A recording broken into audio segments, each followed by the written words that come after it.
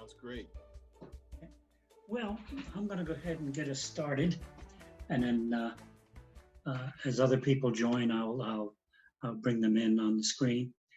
Um, Number one, thank you very much for coming this evening. Um, This is our July board meeting for the Winston-Salem Sister Cities. And as everybody knows, we're a 501c3 nonprofit.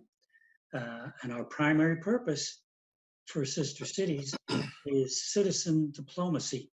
And what we're trying to do is we try to uh, take the town of Winston-Salem, all of people, all of our culture, the arts, everything you can think of that we have for assets, and share them with cities in Ungang, Moldova, Yangpu District, Shanghai, China, uh, Liberia, Buchanan City, Liberia, by the way, Kumasi, Ghana, Freeport in the Bahamas, and Nassau in the Bahamas.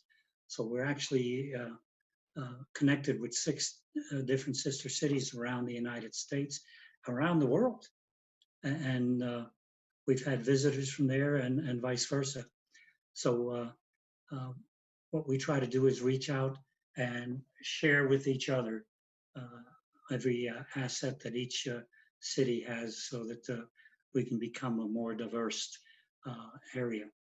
Um,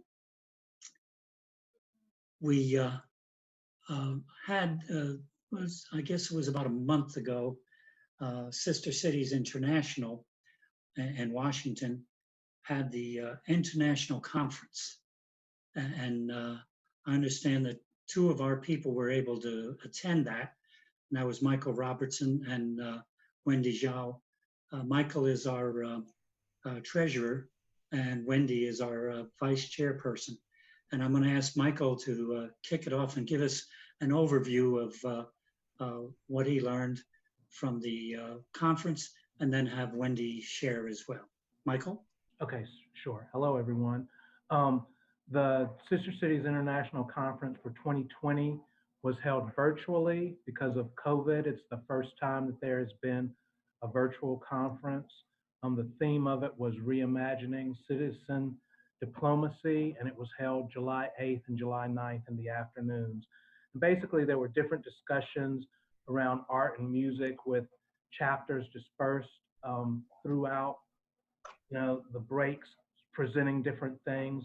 But the main topics were new opportunities for connection in a virtual world, strengthening ties with our global partners, arts and culture in the post-pandemic era, new generation leaders, where they are going. And there was time for questions and concerns. And at the end of day one, there was actually a roundtable discussion. We were broken up into different groups, and we got to talk with other sister cities people. And the topics there were fundraising in a COVID-19 virtual world, partnering with your city officials, and engaging next gens and millennials.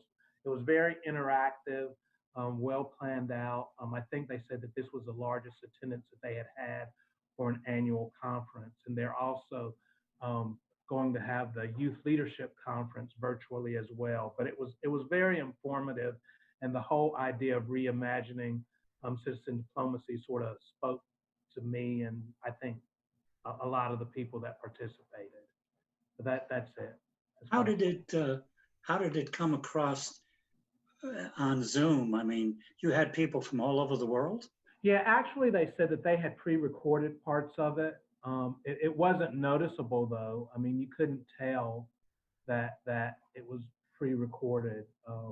The only person I think that was actually there was the person who sort of served as the master of ceremonies, but everything else had been pre-recorded. But they put it together very nicely, very smoothly. Great. Wendy, what did you get out of it? Sorry, you have to unmute yourself. Good evening, everyone. As Michael says, this conference is a really organized well, and some session is pre-recorded, some kind of a live session. The live session, like a roundtable one, is live session. The music, kind of live session too. This is the first time for me to attend the international meeting, and by particular by participating the roundtable discussion, I found a lot of information quite quite interesting and also very informative. At least kind of provide the insight for us to think about what we can do and how can we work with other peoples. Yeah, that's our mission. So a couple of points I can add it to what Mike already mentioned is is the people from different chapters from different places, or at least in my session, they talk about the importance to have a program first. Yeah, because that's basically serve the kind of starting point. You do either to have a people fundraising, or or start from there to do it. And we have like our sister city, we have the regular events like international festival, annual meeting, dinner, arts competition, and we had a chess tournament, etc., etc. That's all very good activity. Yeah, regular in the past. But my personal opinions, we also can think about like from each individual board member. It's always good to have something new. That's also associated with what Michael is going to talk about tonight. To have external funding or grant to support our initiatives. And second things talk about quite interesting, I feel, is to engage the young new generation. It talks about while we have done that, right? Our chess tournament, arts competition, all engage young people, because really they are the driving force for us to connect worldwide. And I think this is a highlight of our program. And something they also suggest, like we can reach out to the school international club, and also include the student representative to our sometimes meeting, or have or select some student representative ambassador to participate in cities activity to support them.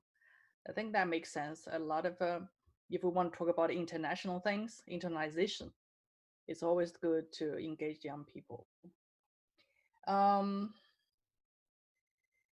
another things is talking about to get a support from the city, get support from the mayor.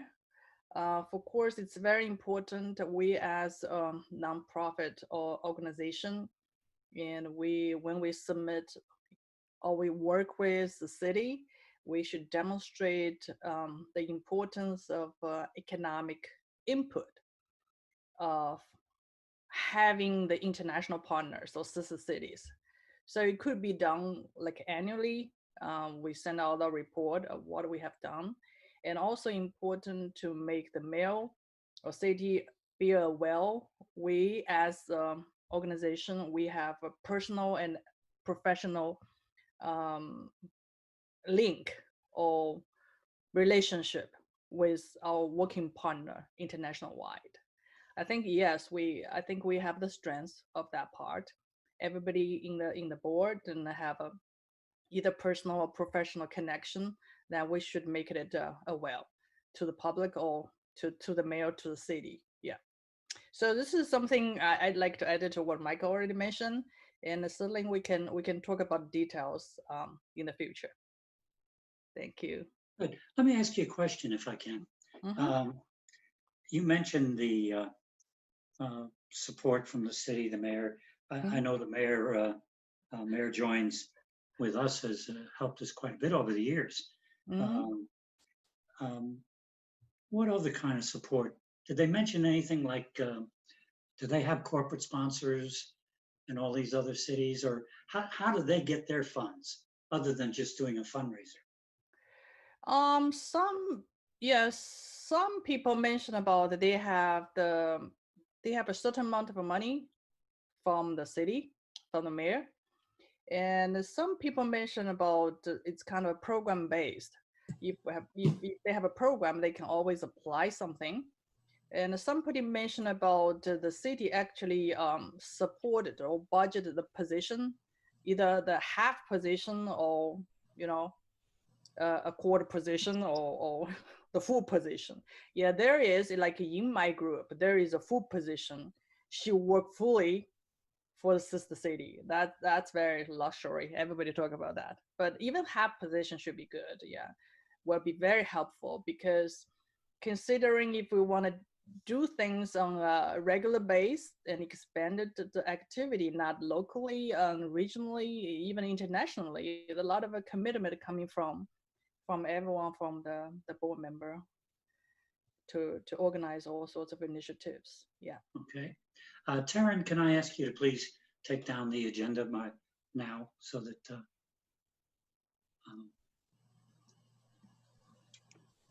there we go. And Dr. Ed has just joined us, and thank you, Doctor. Good to see you. Hi everyone. Good.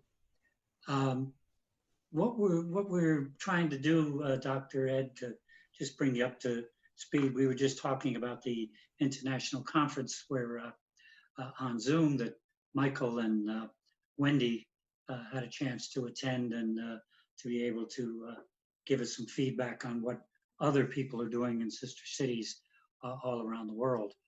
What I wanted to do is kind of take a step from here. I think it was about a week ago now, Michael and myself had an opportunity to attend the African conference. And I was just blown away. I really was, because there were folks from Ghana. In fact, I have to talk to you at some time. There was a prince from Ghana who I talked with, and he wants us to contact him to get things done in that area. That sounds good. From Liberia, from, oh my God, Johannesburg, you name it, Kenya, LA, Las Vegas, Charlotte, Durham, you name it, they came from everywhere. There was some 65 people on that Zoom call, if I remember correctly. But the guy that really took all the notes, I'm gonna let Michael share first, because he took all the notes on that meeting. And then after that, I wanna share some things that Michael and I talked about for our group that we can take a look at too. Michael? Sure.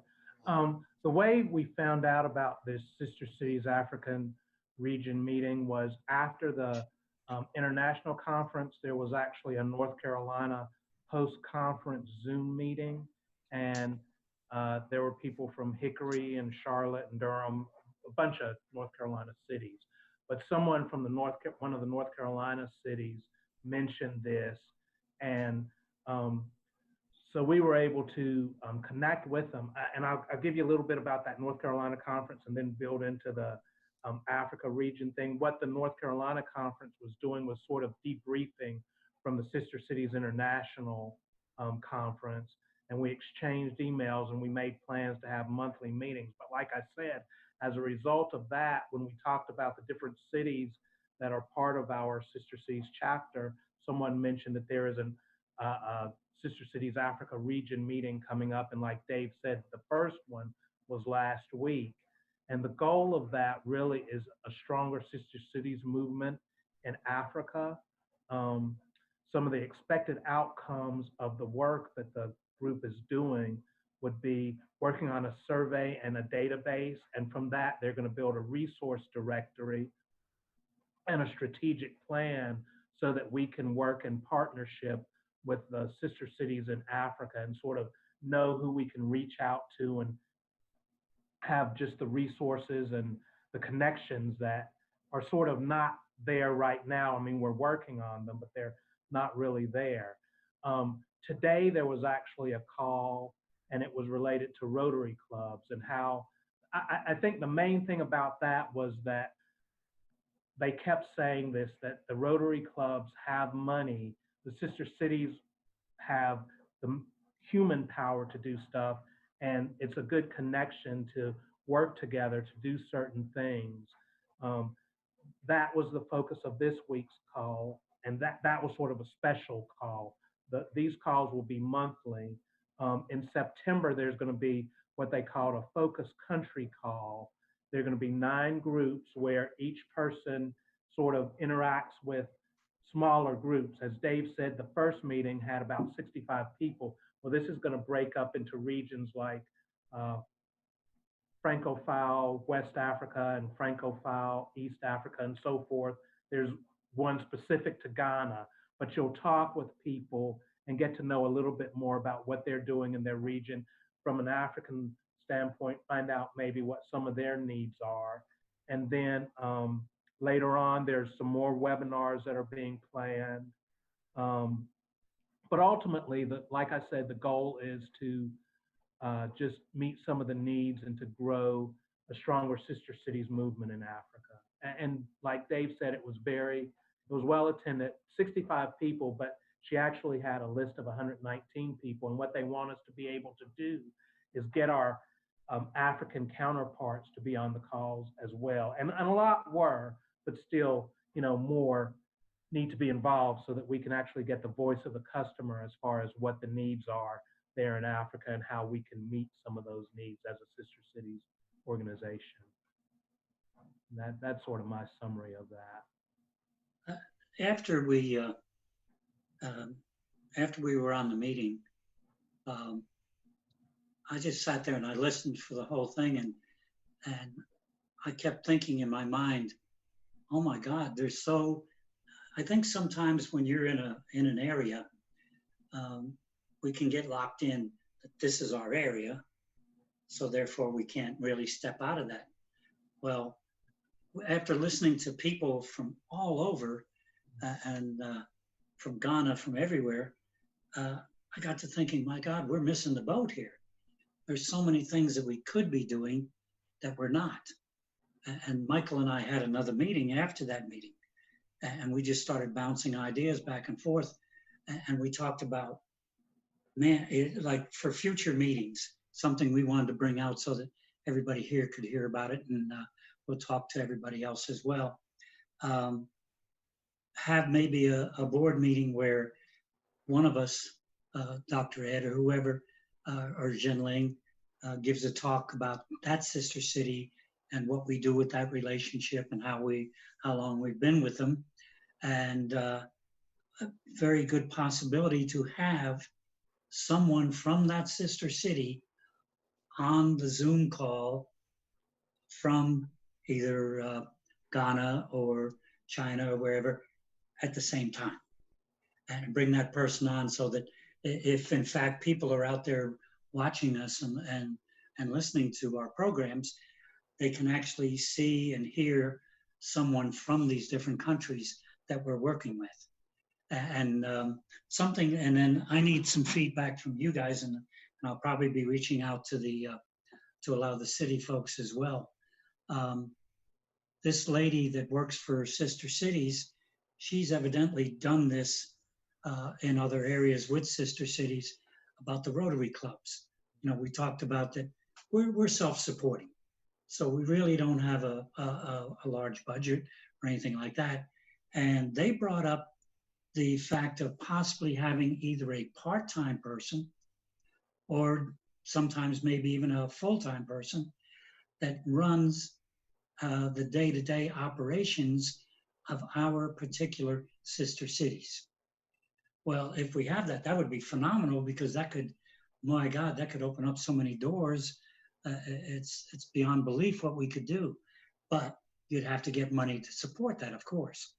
And evidently this lady chatted about the idea of possibly connecting with a Rotary club. Now, I have never been in touch with any of the Rotary clubs in Winston-Salem.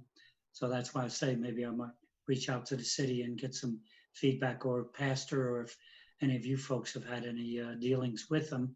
But there's There's the Liberian group in Winston-Salem, is extremely large group. There's on WeChat, there's a very large group in the Chinese community, specifically from Winston-Salem. And there's also larger groups in Raleigh and Durham and that area. So we were thinking, my God, what we could do if we could raise enough money to maybe get a part-time person or somebody that could, handle different things for us. Whereas when everybody else is working and they have other obligations, they might not be able to get to it. If you would, just for a few minutes, could, and you'd have to mute yourself, of course. Anyone would like to share any ideas or thoughts about what do you think about engaging folks to be in our board meetings from Ghana, from China, from Nassau, or wherever? Reverend, why don't we start with you? Any thoughts? Because I know we have now a connection with your church, and we're also connected with the church in the Bahamas. Yeah. It seems fine to me. I think it's having a deeper perspective and getting people to speak from around the world and the other sister cities that we're connected to. I think it'd be a good thing. Good. Would this come together with what your mother and your father are doing in the Bahamas and with your church and with sister cities here?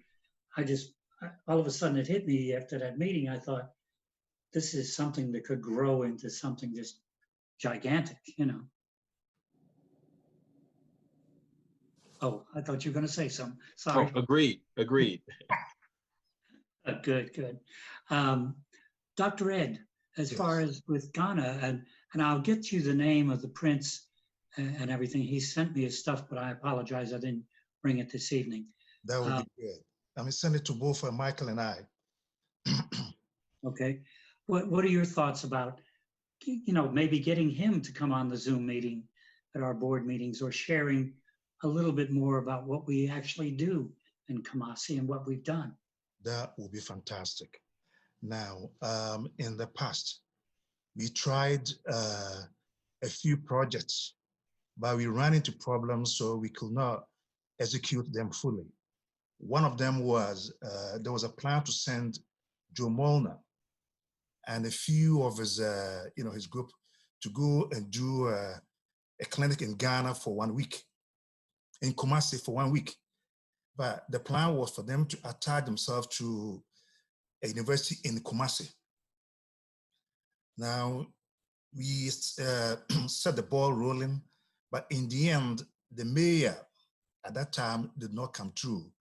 So the project failed. You're talking about the mayor in Ghana? In Ghana, in Kumasi. Yes. So if we can get the support of this prince, who can make things happen, then we can revisit that project. Another project was also to assist a group of carvers. They use wood in making, sculptures and all kinds of art and crafts. We wanted to help them to market their goods, here, by taking advantage of the AGOA proposal. Again, that did not go through because we ran into some problems. So if we can get the support of this prince, if we can bring him on board, then we can discuss this. In fact, we still have the proposals for both projects. So we can bring him on board and discuss this with him and see where he can help us. How he can leverage this, using his contacts in Ghana and in Kumasi, and for this to happen. That would be good. When I spoke to the prince, go ahead and send this to both Michael and I. When I spoke to the prince the other day, I mentioned to him about, we were talking back and forth on chat, and I mentioned to him that Dr. Molnar was talking about doing burn clinics. Within 48 hours of somebody being burned with kerosene heaters, that they could go in there and they could help these people get through any problems with burns up to 48 hours after it happened. Now, Which- this plan was even more comprehensive than that. He was going to train a group of doctors and Yes. then donate all the equipment that they were going to take with them, give it to this group so that they can take over. And in fact, they were willing to even pay their own way to go to Kumasi to run this burn clinic and training school for about 2 weeks. And those are some of the projects that Rotary talked about today. Those are some of the types of things that they could help with, I think, potentially. Did you talk to Rotary today, Michael? Well, that was from the call. I didn't actually talk, but she gave a link, and she said that she would be willing, you know, actually the first person who presented was from Durham. So I felt like that could be a resource maybe, but there wasn't an actual Rotary Club meeting. It was just a whole discussion from the Sister Cities Africa region meeting today. Right. Zhenling, what are your thoughts about, you know, getting someone involved, maybe either from the government or from the different doctors and everything that we've met from over in China, over in Shanghai? For the time being, no idea. I'm sorry, we can't hear you. Yeah, I say for the time being, we have no idea. Okay. All right. I know that. Go ahead. I say, how about the Moldova? In fact, Ruben Gonzalez, he couldn't be here this evening. Ruben, yes, that would be a good one. Ruben's going to take over the management of the relationship with Ngung, Moldova, and he said he knows the folks over there and he can work something out with them. I mean, this is something that would fit every one of our cities. I mean, when you think about it, Nassau, Freeport, everywhere. I mean, Yangpu District, Shanghai. Wendy and I have met quite a few of the doctors from over there, Shenling as well. So, I mean, we know the people. It just, all of a sudden, it seems like, and it's a shame that it had to happen this way, but through the COVID-19 thing and Zoom, all of this stuff is now starting to come together. It's creating a doorway that we can open up and we can really do some things that are to help other people. Wendy, any thoughts you had on that? Well, as you said, because of the COVID-19, and we are experienced very different way to work with others. Actually, in the community, I've seen very active connection everywhere. And in terms of if we take the example of the education, we received more like a meeting invitation than before, and it makes it available and very convenient. No matter in what way, if you can attend, that's fine. If you cannot attend, the meeting is recorded. And for student communication too, and I've seen the kids. For example, like my son participate a program organized by there's an organization, they do the English language exchange program. Mhm. So they organize all the kids here to provide free English tutoring to kids in China, and particularly in early on when Wuhan was locked down and the schools was locked down. So kids here are quite active, like to offer the English help. Those kind of a program we definitely can do. And then later, when US, we got the kids at home, and they said, okay, over there they can provide the Chinese language help as well. So the lady we met before, I actually visited him in Shanghai too, Juling, and she's in charge of all the foreign affairs business in Yangpu district. And I think she would love to meet with us online via Zoom.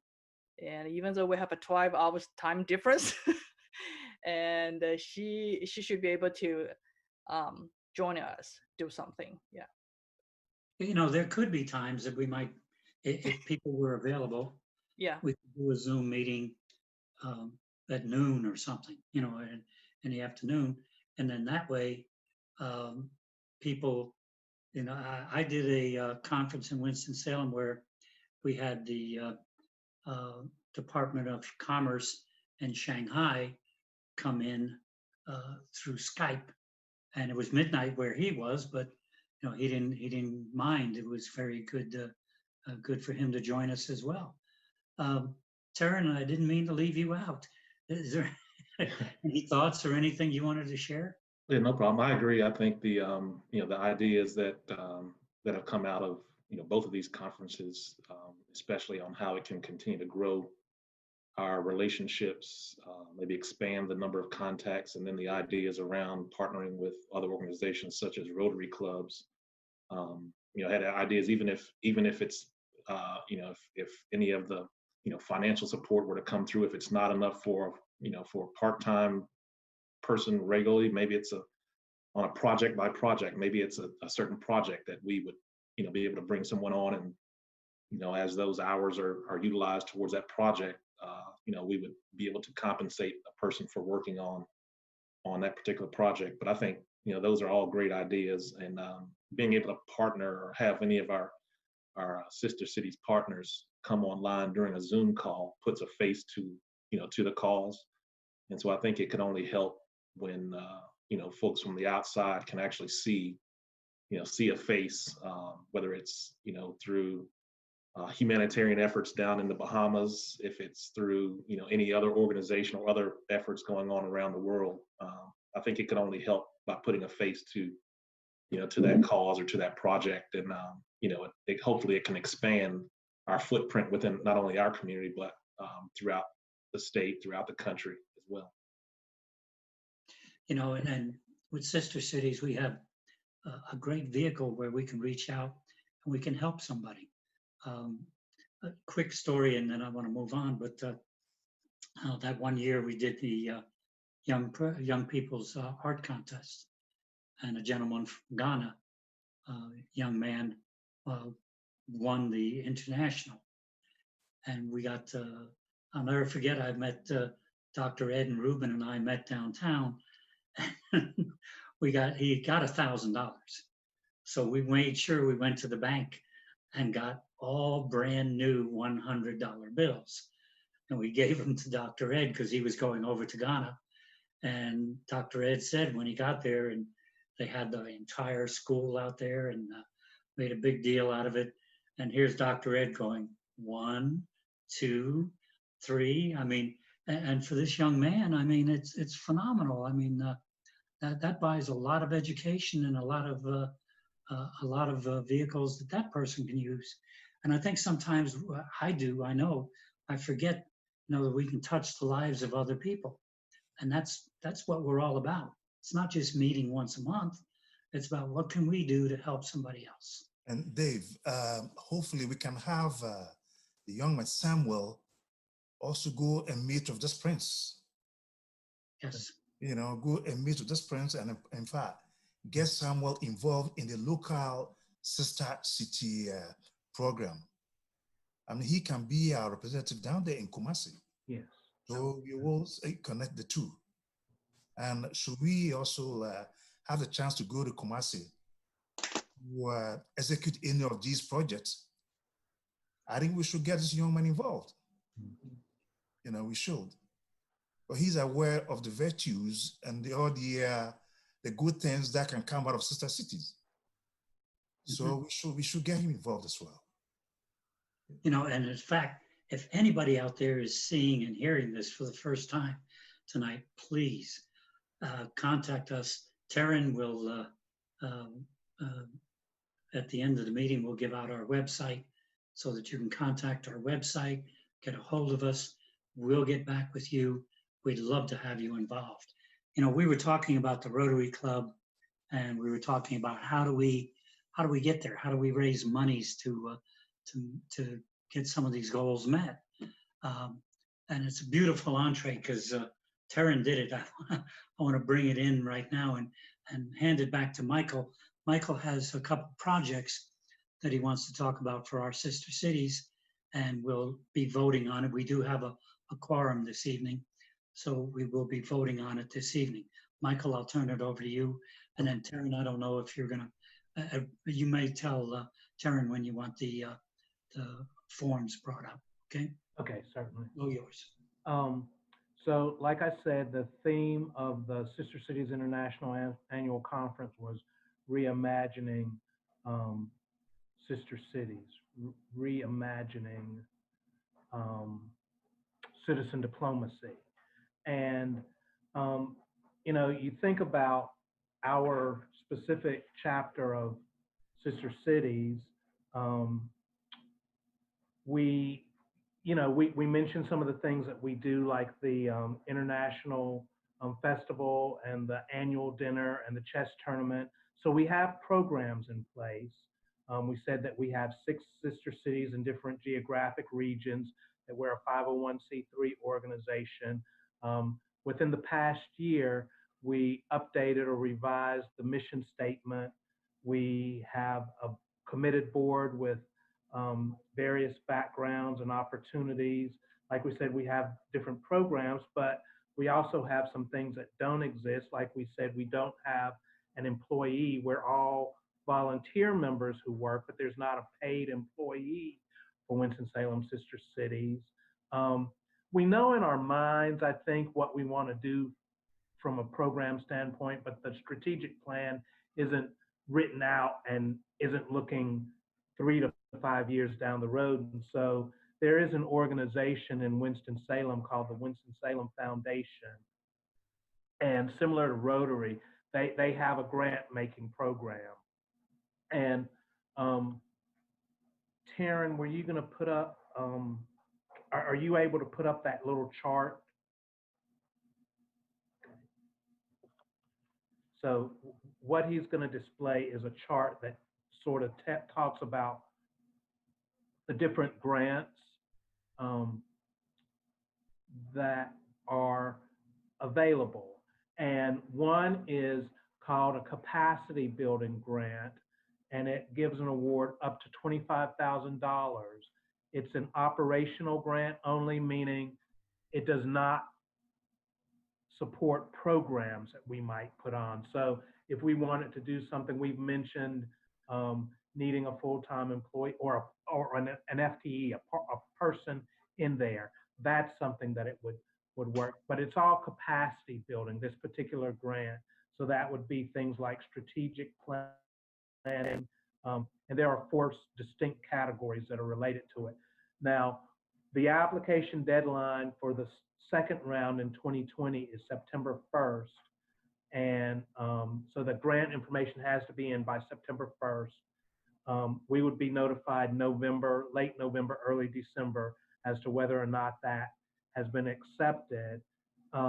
You can do it for 1 year, or you can do it for multiple years. If you do it for multiple years, the amount declines by 30% each year.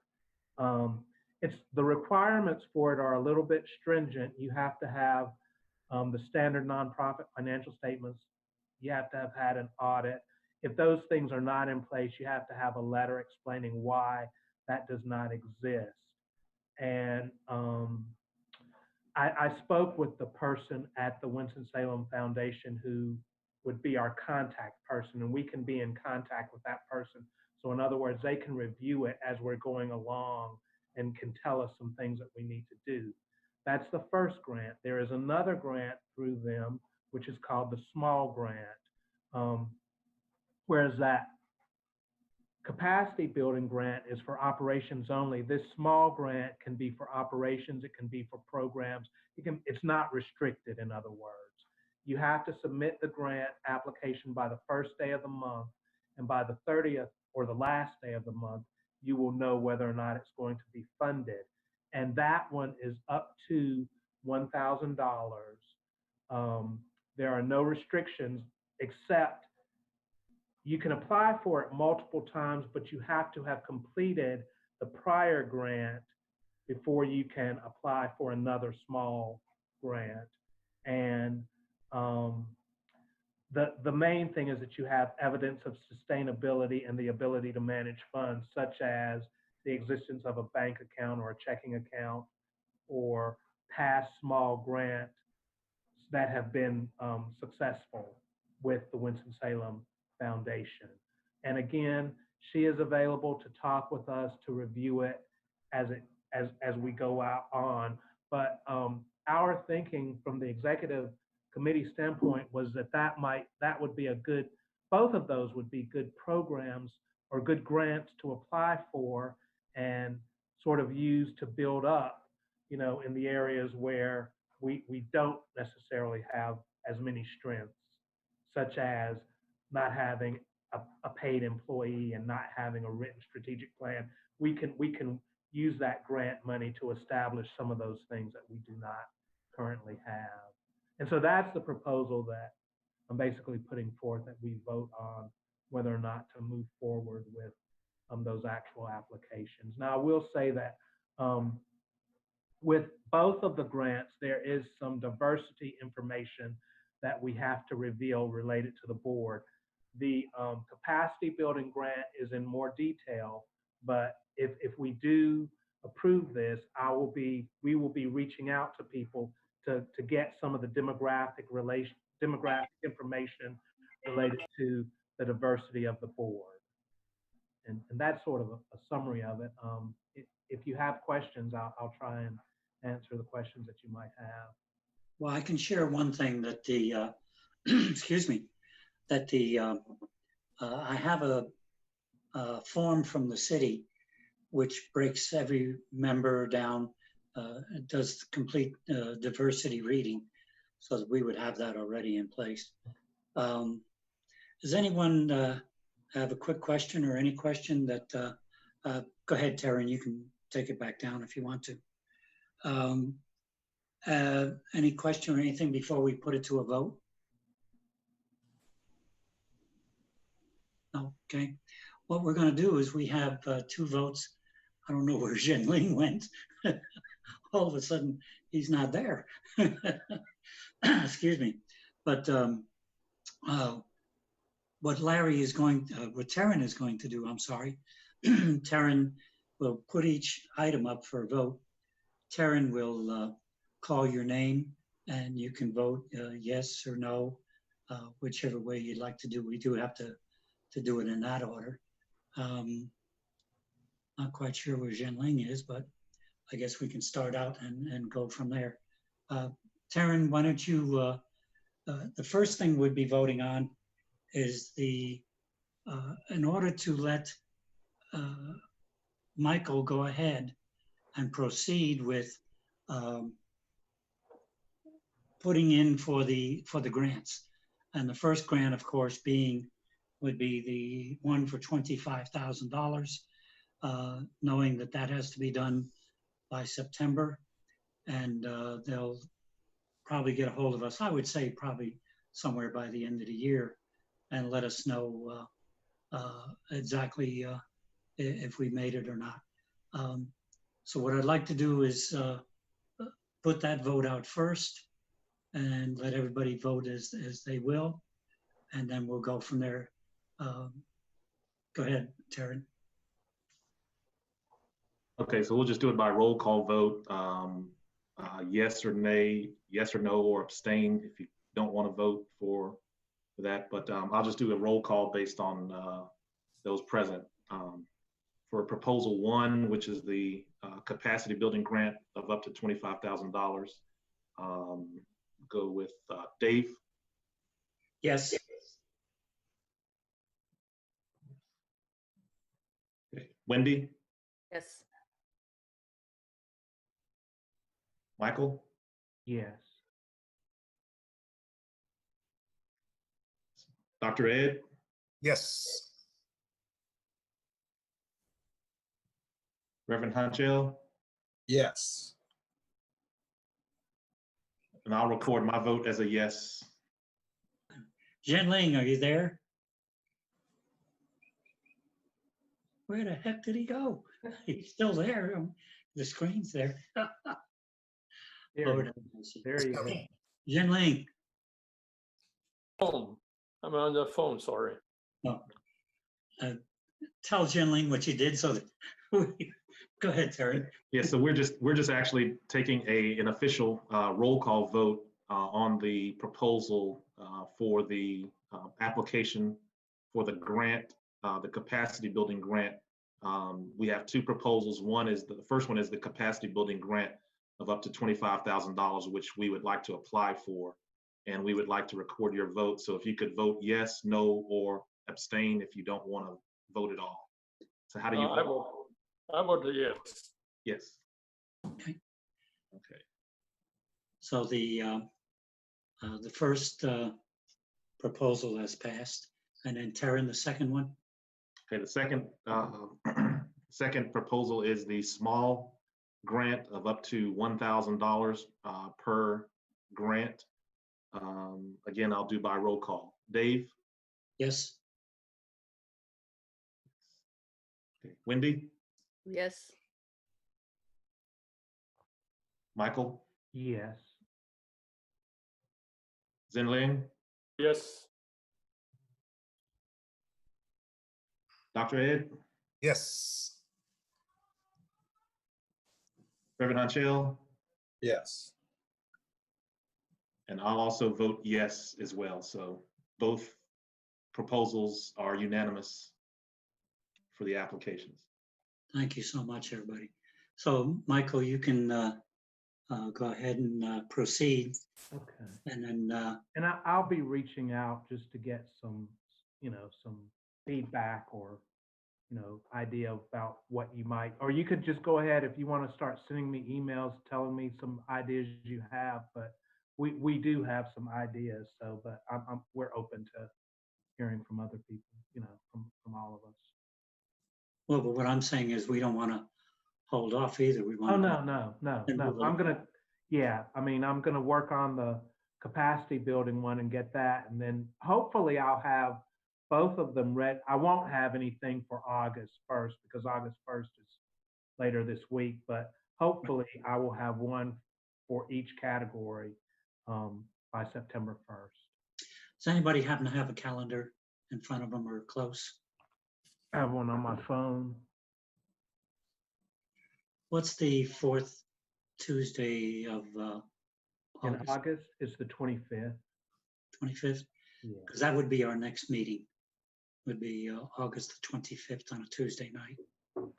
And I guess what I could do is I can plan to have that capacity, well, both of them ready prior to that. And if we, because that would be a week before the 1st, a week before it would have to be turned in. So that way we can kind of look at it, and hopefully I'll have it to you before then, and we'll have had some conversations with the people at the Winston-Salem Foundation as well. But we could possibly review that and look at it some or talk about it. And then we could, however the board wants to utilize that money, like if we want to put part towards, let's say Freeport or Nassau, or part towards Ghana. I mean, we just, or is it for one specific operation each time? You know what I mean? Mm-hmm. Yes, no? Yes, Okay. I understand. Good, Yes. good. Well, thank you. I mean, this is, wow, I don't know about you guys, but it's really opened up a lot of doors for myself and different things that we can do. I feel like we've made a large step for us forward. We will meet again on Tuesday, August the 25th. Bear with me a second here.